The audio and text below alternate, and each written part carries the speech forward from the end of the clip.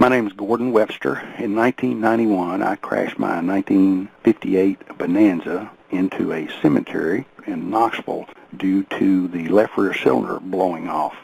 Really never thought I would end up in a cemetery after an airplane crash and actually walk away from the cemetery.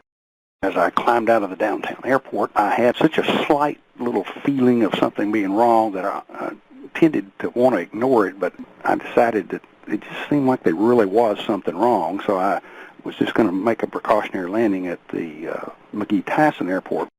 I called them and asked for if I could just come in for landing, and they said fine, and said, you see the C-130 on final there, can you just circle in behind him? And I said sure, because it really was like, it was almost as if nothing was wrong, and I just thought I'd make that precautionary landing. Just as I turned final, this little slight feeling exploded, and fire, smoke, and oil covered the windshield, and I immediately hit the mic button. And Tyson Tower, this is definitely a mayday. And they said, you're clear, go use any runway you want, the C-130 will be out of your way. Within just moments, saw that I'm not going to make it. Thought a moment about, should I put the gear down, not, and then decided I better leave it up to be on the safe side. When I hit the ground, I held the nose up. I had the yoke pulled back hard as I could pull it. And as the nose drooped a little, the prop hit the ground, kicked the airplane sideways a little, and then the prop hit the ground again, and it stopped.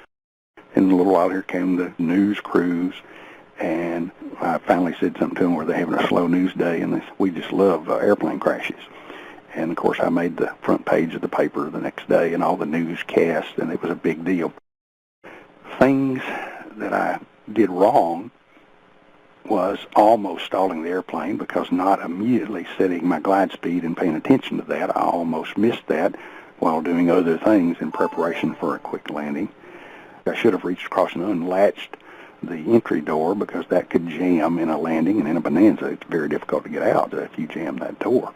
One other thing that I did wrong was I treated it as a precautionary landing, but I didn't think ahead enough about keeping my altitude. You should keep your altitude until you have the airport made, the runway made.